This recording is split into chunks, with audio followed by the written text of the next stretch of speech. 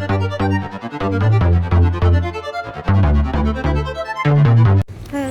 guys! Welcome to my channel. So andito ako ngayon sa Sutter'S Fort State Historical Park. Iikot ko kayo dito. Sasabihin ko sa inyo ang history sa place na ito during the gold rush era.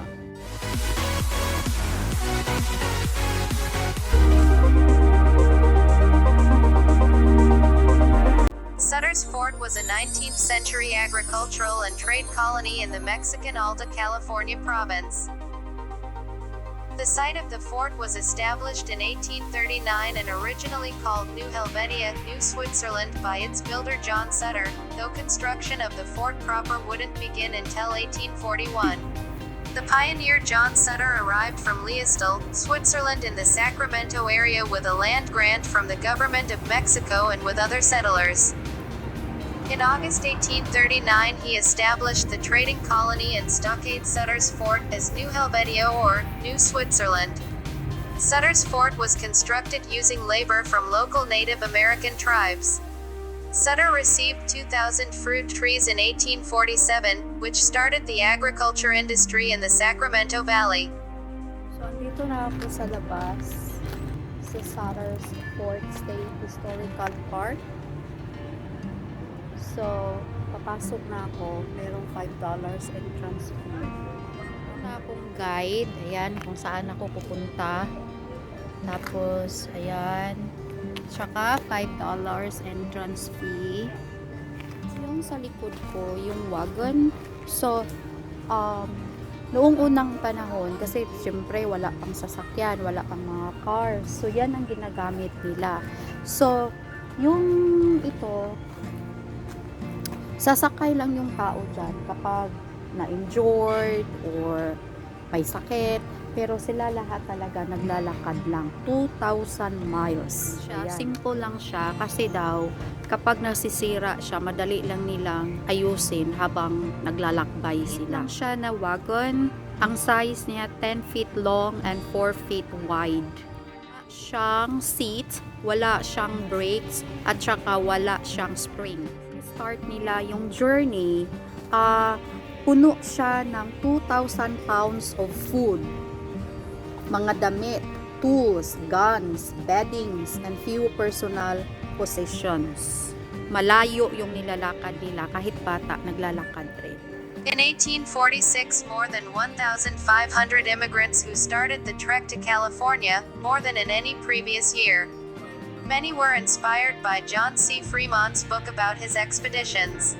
Hastings hoped that enough U.S. citizens would come to California to capture the territory from Mexico. He described the region as a sort of paradise. Yung building sa likod ko, yan lang naman ang first na building na tinayo dito. So, 1840s, so yun ang tumayong hotel during that time. Hawakan ko. First time. Hawakan ko yung first building na itinayo dito sa Sacramento.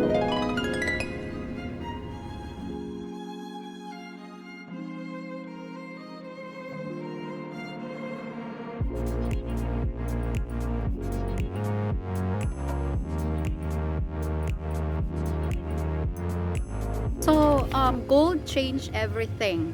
No? In late 1847, Sutter hired James Marshall to build a sawmill on the American River.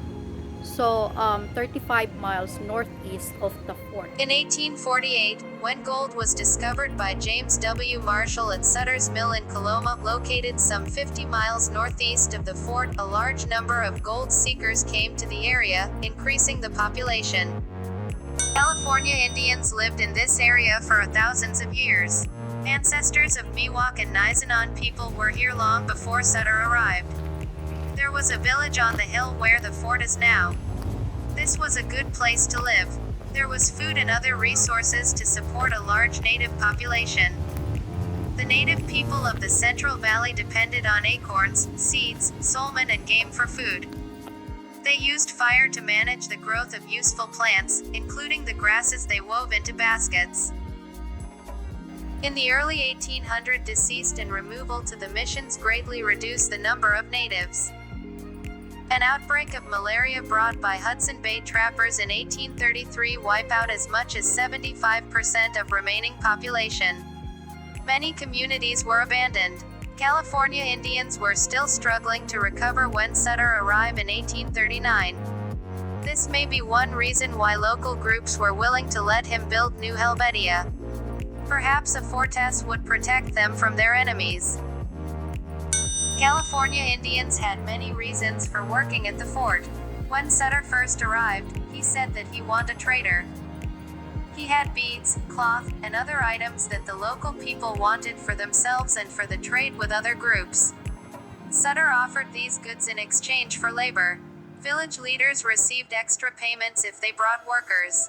Some of these groups willingly aligned with Sutter. Working at the fort protected them against the Californians. Their village life could go on somewhat normally. Sutter also used force.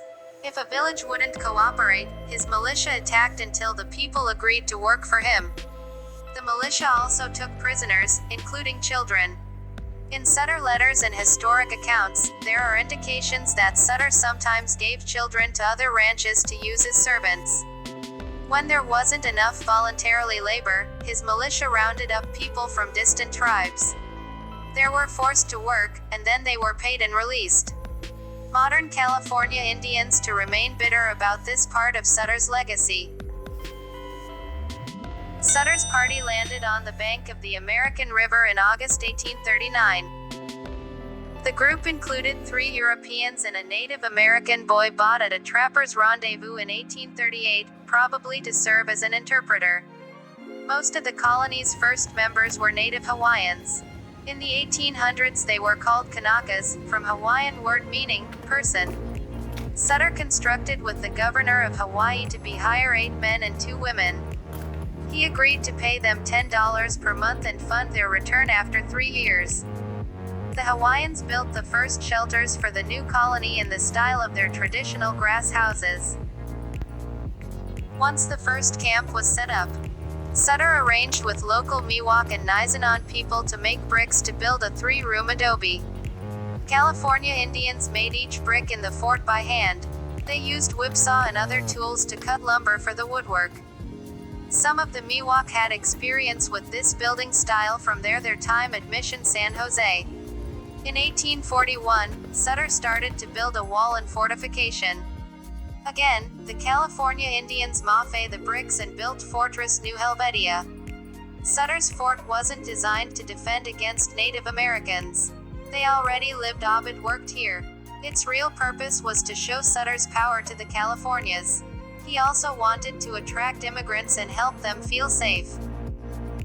Johann August Sutter was a Swiss citizen born in Kondern, Germany in 1883. As a young man he served in the Swiss militia and worked as a merchant. In 1834, he left Europe to escape debts, leaving his wife and 5 children. In the United States, Sutter tried to make a living as a shopkeeper, trader, and innkeeper, but without success. In 1838, he traveled from Missouri to Oregon, again to escape debts. He traveled to Hawaii and Sitka, Alaska. He started to claim he had been a captain in the French army. Everywhere he went, Sutter noted how others built and ran forts and trading posts. He saw Native American used as labor. He asked merchants and traders about opportunities in California. By July 1839, when Sutter's ship docked at Monterey, the capital of Alta California, he had a plan for success. He also knew where he wanted to build his own fort. The first overland immigrants from the U.S. arrived in California in 1841. More and more came every year. Sutter encouraged settlers to come to New Helvetia by promising them a place to stay, jobs and free land. He had to settle 12 families in order to keep his land grant. Sutter also needed skilled craftsmen to work for him, and customers to buy his product. Sutter's fort began to take on a mythical quality. For travelers, it was a place of refuge and hospitality at the end of a hand journey. This view of the fort became part of the folklore of California's pioneer era. Most of the early immigrants from the U.S. willingly became Mexican citizens and converted to Catholicism. They often married into California's families. Those who came later had other ideas. Many brought their families and refused to become citizens. They clustered around the fort rather than integrate into California society. They expected that the U.S. would take over Oregon and California eventually. News of the gold discovery spread quickly. First, California residents rushed to the diggings. Next came people from Hawaii and Oregon, and experienced miners from Mexico and Chile. Sutter couldn't pay his workers enough to stay, so soon left to look for gold. He earned some money by renting out rooms in the fort to people who ran boarding houses, stores, and saloons for the miners. Sutter's oldest son, Johann Augustus Sutter Jr., called August, arrived from Switzerland in 1848. In an effort to avoid bankruptcy, Sutter transferred his property to August. He then opened a miner's supply store in Coloma. August turned his fortunes around by selling lots in a new settlement by the Embarcadero. The new town was Sacramento City. The Mexican government allowed Sutter to create his Central Valley colony because it thought he could be useful. They hoped he would limit livestock raids by Plains Miwok groups and expeditions by British and Russian fur trappers. As time went by, they also hoped he would slow the growing stream of Americans coming from the United States. Sutter formed a militia with the nearby Miwok to protect New Helvetia. They also fought other native groups that resisted his authority. In 1840, Sutter became a Mexican citizen. He was now allowed to apply for land grants, and received a grant for 48,400 acres, stretching from just below the American River to what is now Yuba City. With his land grant in place, Sutter began to turn New Helvetia from a trading post into a fortified center of agriculture and industry. Sutter's cannons arrived in California with 3 small cannons.